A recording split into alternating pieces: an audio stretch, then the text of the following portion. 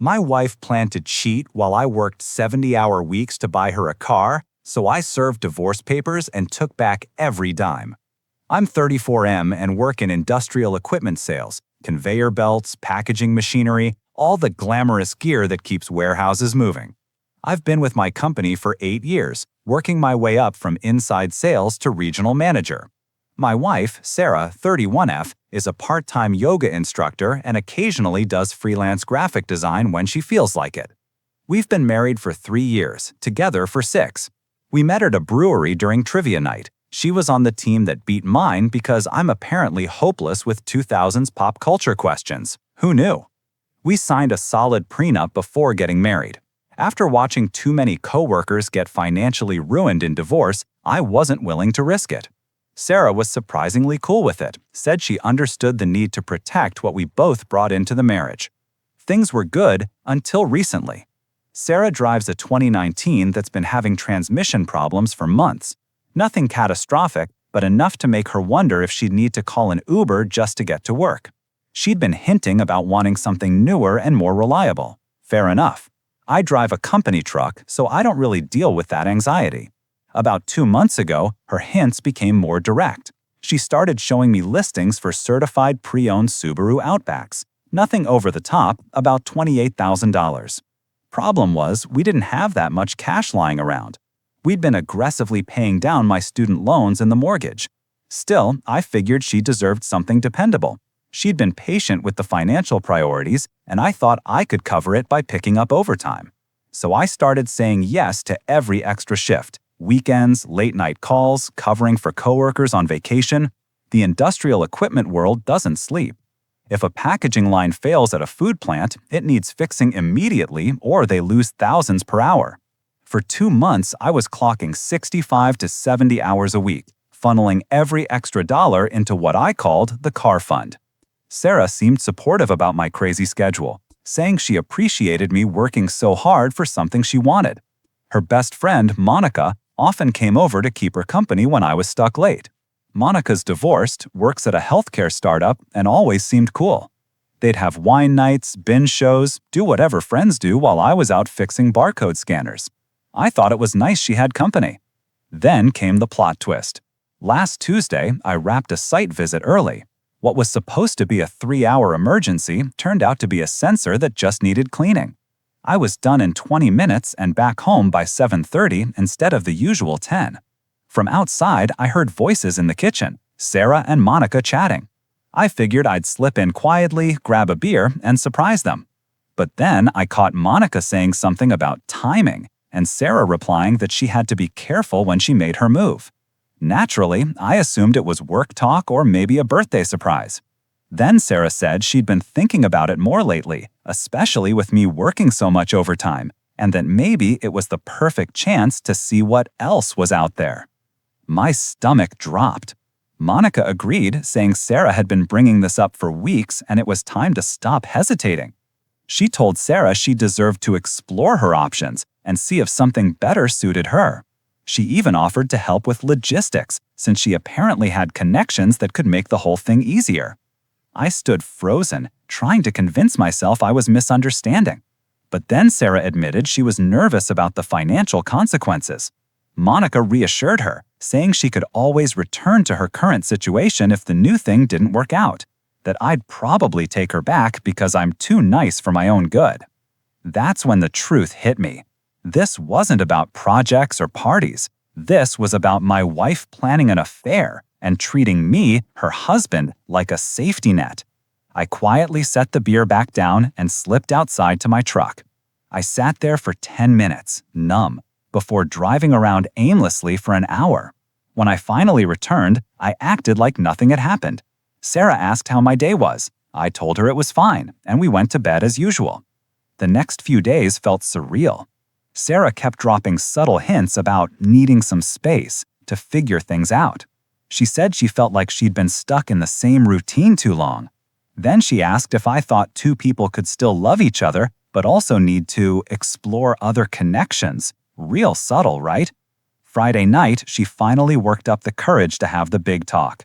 She told me she'd been reflecting and felt like we'd gotten married too young.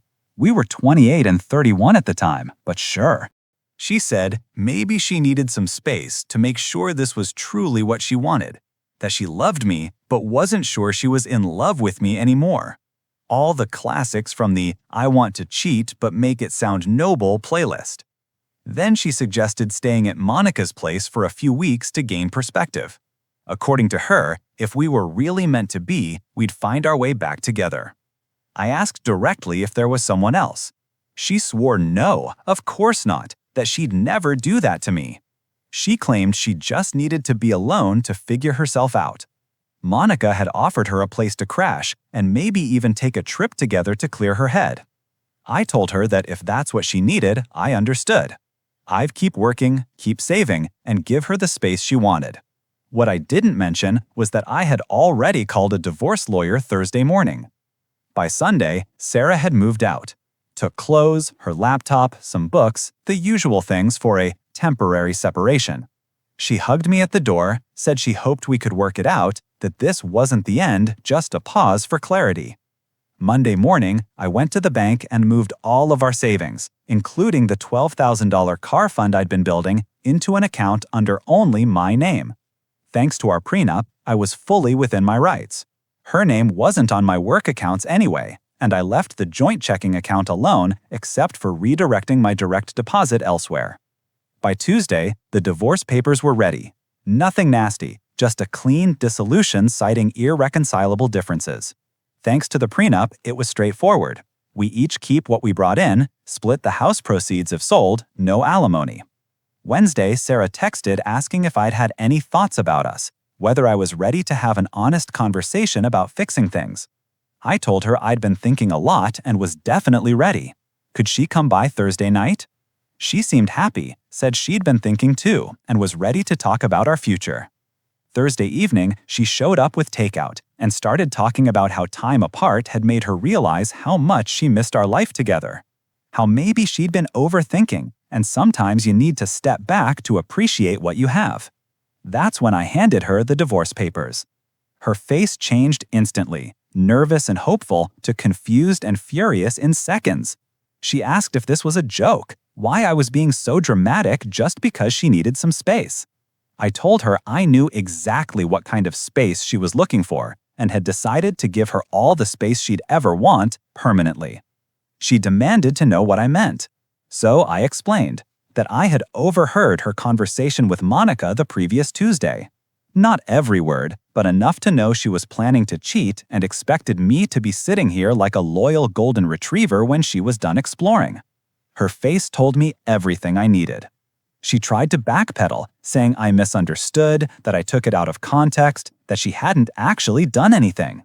I said, great, that meant the divorce would be even cleaner, just two people wanting different things. Then she asked about money, wanted to know if she could access the savings account to get her own place, or maybe buy a car since she'd be starting over. I told her the savings account was closed, and the money I earned working overtime the past 2 months was now in an account she couldn't touch. Because, funny enough, I didn't feel like funding her exploration phase anymore. That's when she got really angry, accused me of being controlling, said taking away money she'd counted on was financial abuse. I reminded her that under the prenup, my earnings were mine, and she hadn't contributed a single dollar to the car fund she was banking on for her independence tour. She stormed out around 9 p.m., food in hand. Part of me wonders if I should have confronted her about that overheard conversation first, given her a chance to explain or back out. Maybe I misunderstood, and she really was just going through some kind of quarter-life crisis that had nothing to do with cheating. But honestly, the more I replay it, the more certain I am that I heard exactly what I think I heard. I'm not out to ruin her life or leave her with options. She has her job, she can stay with Monica, and she's an adult who can sort out her own housing and transportation. I just don't see why I should bankroll her journey of self-discovery, especially when that journey involved exploring other people's beds. Still, sometimes I wonder if I was too harsh, if I should have tried harder to work things out. But I'll let you guys tell me what you think. I've got choices to make about what comes next. Well, you all had plenty to say, and by plenty, I mean my inbox blew up like a packaging line in December. The overwhelming response was that I was NTA and should stop doubting myself about what I overheard. A lot of you pointed out that Sarah's reaction to the divorce papers basically confirmed everything. If she were truly innocent, she would have been shocked and heartbroken, not immediately worried about money and asking about access to accounts. That really stuck with me. An innocent person would have been devastated by divorce papers, not busy calculating her finances. Some people suggested I should document things or gather more proof, but honestly, I'm not interested in playing detective. I know what I heard. Her reaction sealed it. I'm not about to stalk her with a camera or dig through phone records. That's not who I am. A few of you warned me that Sarah would eventually come back with tears and promises once she realized I was serious. Turns out Reddit's got some psychic skills, because that's exactly what happened. Friday morning, the day after she got the papers, Sarah showed up at my door at 6:30 a.m. I was getting ready for work when she started pounding like she was trying to wake the whole block. She said she wanted to talk, really talk this time. No games, no excuses. She admitted that maybe she had been thinking about other options, but that the divorce papers made her realize she was just scared of commitment, that she didn't actually want anyone else, that I was the best thing that ever happened to her, and she'd been a fool. I told her I appreciated the honesty, but that ship had sailed. If she'd wanted to work on our marriage, she could have done that before plotting an affair, with Monica coaching her along the way. That's when she got defensive. She claimed Monica had been feeding her doubts, telling her she was settling and deserved to see what else was out there.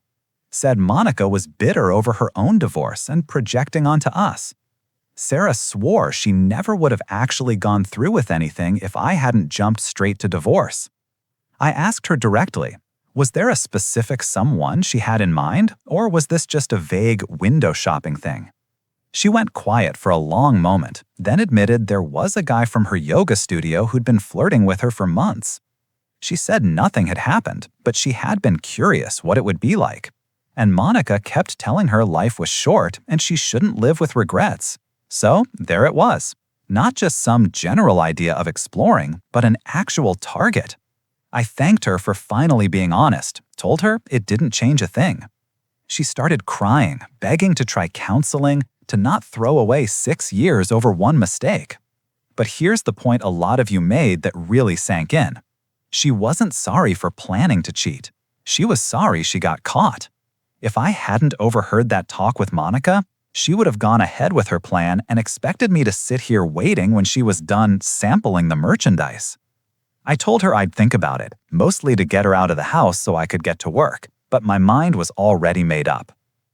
The other thing that happened over the weekend, thanks to some of your advice, was Sarah trying to dip into our joint checking account. She quickly discovered my direct deposit was gone. She called Saturday morning demanding answers, and I explained that since we were divorcing, it made sense to split our finances entirely. She got upset, said she couldn't live on her yoga income alone and needed money for basic expenses. I reminded her that according to the prenup, we were each responsible for our own expenses during the separation. She could pick up more hours, take on additional graphic design clients, or find another way to make ends meet. Several of you had warned me she might try to claim she couldn't support herself and push for spousal support. So I was ready for that conversation. Good thing too, because it came up fast. Monday morning, Monica called me for the first time since this mess started. She said Sarah was struggling and that maybe I was being too harsh. That yes, Sarah had made a mistake, but she didn't deserve to have her entire life destroyed over it. I asked Monica if she deserved to have her life blown apart over Sarah's mistake. Did she really think I should have quietly bankrolled Sarah's affair while waiting patiently for her to decide whether to keep me or trade me in? Monica went quiet. Then she admitted she hadn't realized I overheard their conversation, and maybe she had given Sarah bad advice. I told her Sarah was a grown adult who made her own choices, and if she was struggling now, she could figure it out herself. I wasn't her safety net anymore. Monica tried to argue that Sarah hadn't actually done anything, that thinking about it and doing it weren't the same. I pointed out that planning and doing were different too, but not by much. If I hadn't overheard them, Sarah would have gone through with it. That ended the conversation pretty quickly. So, Reddit, I'm sticking to the plan. No reconciliation talks, no counseling, no let's work through this together. I'm moving forward with the divorce and letting Sarah figure out her own life. Some of you asked whether I felt guilty serving her papers right when she claimed she wanted to patch things up. Honestly, no. She didn't come back out of love. She came back because what she thought she wanted didn't pan out, and I was the safe option. That's not love, that's convenience. Next update will probably come after I hear back from my lawyer about the timeline and next steps. Thanks for all the reality checks. It's been a relief having outside perspectives.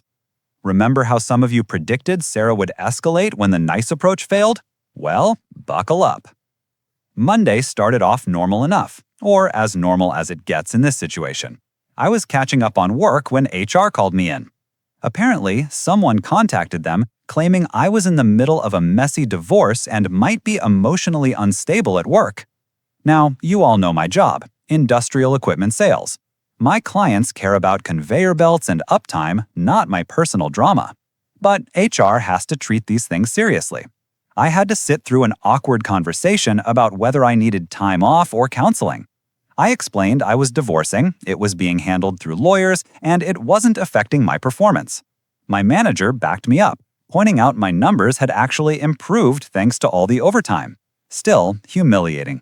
Took me about 30 seconds to figure out exactly who made that call. Tuesday, I got a text from Sarah asking if we could meet to discuss logistics. Against my better judgment, and probably against Reddit's advice, I agreed.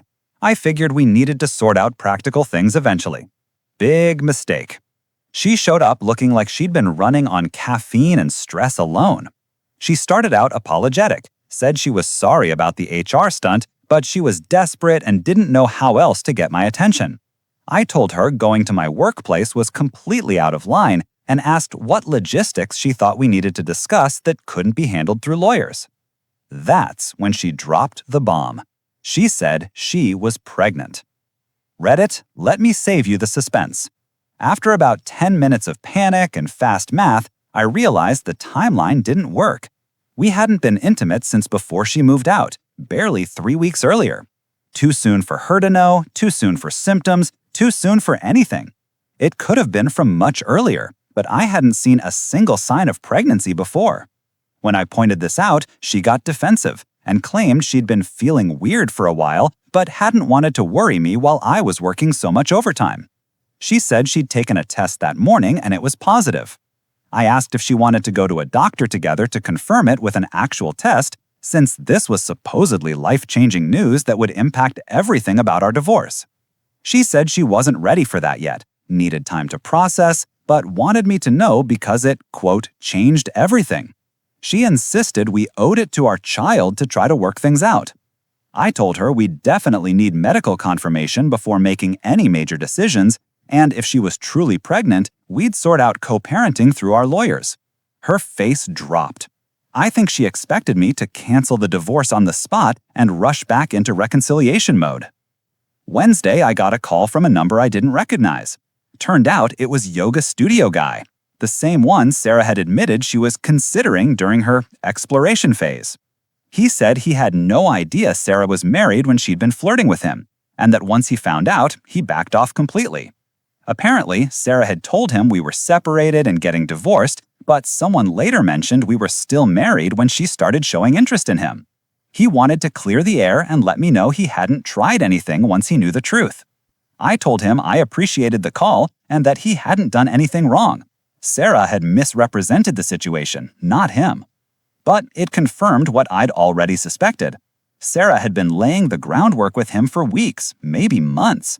This wasn't some sudden crisis. It was long-term planning. Thursday, Sarah texted me, asking if I'd thought more about the pregnancy and what it meant for us. I replied that I'd be happy to discuss co-parenting once she had medical confirmation. She called me right away, upset that I was being cold about our supposed child. I explained that I wasn't being cold. I was being realistic. If she was truly pregnant, we'd handle it responsibly. But I wasn't about to change everything based on one home test and vague symptoms. She hung up on me. Friday was when things got interesting. I came home from work and found Sarah's car in my driveway, and Sarah sitting on my porch steps. She said she needed to tell me the truth because she couldn't keep living with the lies. So I sat down and listened.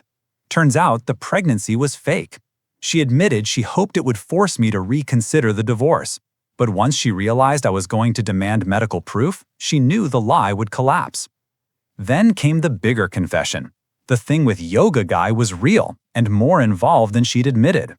They'd been texting for months, met up for coffee a few times, and she was planning to sleep with him during her trial separation. Monica had been pushing her along, saying she deserved to see what else was out there before settling permanently.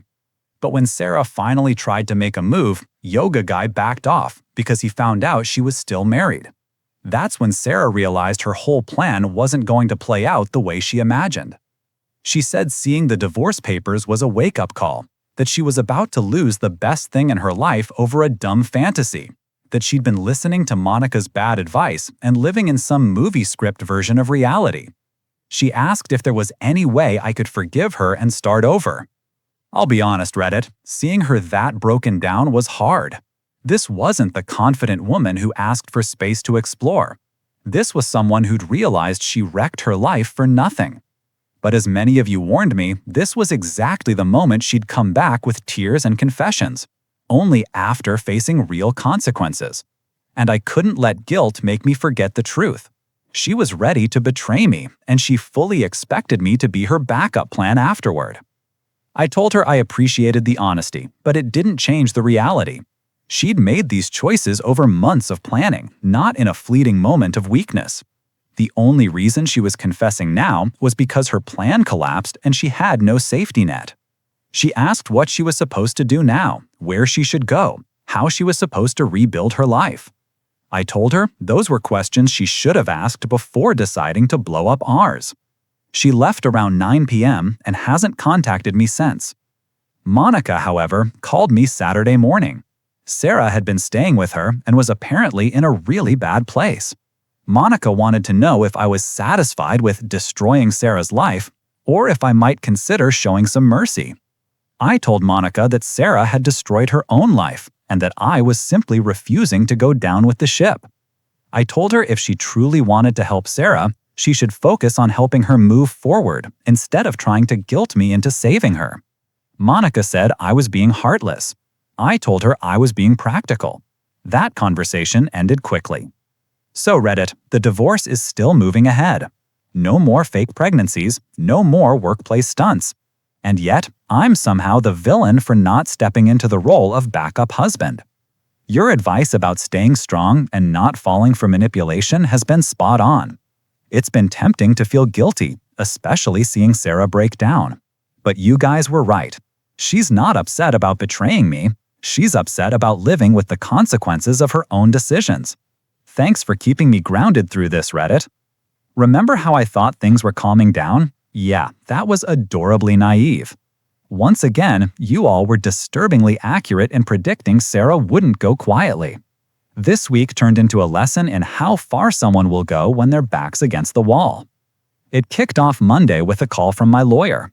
Sarah had filed a motion claiming I was hiding assets and asking for temporary spousal support while the divorce was pending. In her filing, she said I'd moved money out of joint accounts and left her unable to support herself. My lawyer wasn't worried. The prenup covers this exactly, and I had records showing the funds came from my overtime pay. But still, it meant more legal fees and delays. Probably the point. Tuesday brought another twist. I got a call from my mortgage company asking about my intentions with the house. Apparently, someone had contacted them claiming to represent both of us in the divorce and inquiring about one spouse assuming full responsibility for the mortgage. That someone wasn't my lawyer. Turns out, Sarah had called them directly, introduced herself as Mrs. Thompson, she never even took my last name, and asked about removing a spouse from the mortgage. She even gave them our case number, which she shouldn't have had access to, and tried to pry for refinancing info. They didn't release anything without authorization, but called me to confirm. I had to explain, no, she wasn't authorized, and yes, she was probably trying to see if she could stake a claim to the house despite the prenup. Wednesday is when things got really creative. I came home from work and found my neighbor waiting for me in her yard. She's a retired teacher in her 70s, sharp as ever. She said a young woman had come by earlier asking questions about me. Had I been having loud arguments? Did she see other women at my house? Did I seem controlling or aggressive? The woman introduced herself as a social worker doing a routine domestic check. My neighbor thought it was strange since she'd never seen anything concerning. She asked for ID and a business card, and the woman got evasive before leaving quickly. From the description, it sounded exactly like Monica. I thanked my neighbor and immediately called my lawyer. He said this could be considered harassment, maybe even worse, but that it might be smarter to document everything and present it as evidence of Sarah's side resorting to desperation tactics if she tried to claim I was being unreasonable. Thursday, I decided to go on offense. I called Monica directly. At first, she played dumb, acted like she had no idea what I was talking about. But when I mentioned my neighbor's description and the social worker act, she got defensive and said she was just trying to help Sarah. I told her impersonating a social worker was potentially illegal and that contacting my job, my mortgage company, and my neighbors was harassment, plain and simple. If she wanted to help Sarah, she should push her to focus on moving forward instead of sabotaging the process. Monica snapped that I was paranoid, that she hadn't done anything wrong, and Sarah was just trying to understand her options. I pointed out Sarah has a lawyer for that, and sneaking around asking neighbors about domestic violence wasn't a legal strategy, it was desperation. Monica hung up on me. Friday brought the big finale of the week. I was working late, legitimately this time. We had a packaging line emergency at a food processing plant, and I got home around 10 p.m. only to find my front door slightly ajar. Reddit, I've watched enough true crime shows to know you don't just walk into an open house. I called the police from my truck and waited. The officers arrived and did a sweep. No forced entry, nothing missing, at least nothing obvious. But then I spotted something on the kitchen counter, a set of keys. They were Sarah's keys to the house. She had apparently let herself in, looked around, and left the keys behind. No note, no explanation, just the keys. The officers asked if I wanted to file a report. I said not this time, but asked them to document that Sarah had been inside without permission and had returned her keys. One of the officers asked if this was part of a domestic situation. I gave her the short version. She said they see this kind of thing more often than people realize, that divorce can bring out sides of people no one expects. She recommended changing my locks and setting up a camera for my own protection. Saturday morning, I changed the locks. That afternoon, I installed a basic doorbell camera to record whoever comes and goes. Monday morning, my lawyer called with good news and bad news. Good news, Sarah's request for spousal support was denied. The prenup worked exactly the way it was supposed to, and the judge wasn't impressed with her claim that I was hiding money. Bad news, her lawyer filed for an extension, saying they needed more time to review financial documents. That means more delays and more fees, but my lawyer said it's common in messy divorces, likely just a stalling tactic, hoping I'll get frustrated and settle. He asked if I wanted to consider mediation or keep going. Reddit, this is where your advice has been priceless. A few months ago, I might have agreed to mediation just to end it quickly. But you've reminded me that giving in to manipulation only breeds more manipulation. I told my lawyer to push through and finish it properly. So that's where things stand. Sarah has moved from fake pregnancies and HR stunts to playing amateur detective and sneaking into the house. Monica is out here cosplaying as a social worker, and I'm learning that divorce unleashes a kind of creativity in people you wouldn't believe.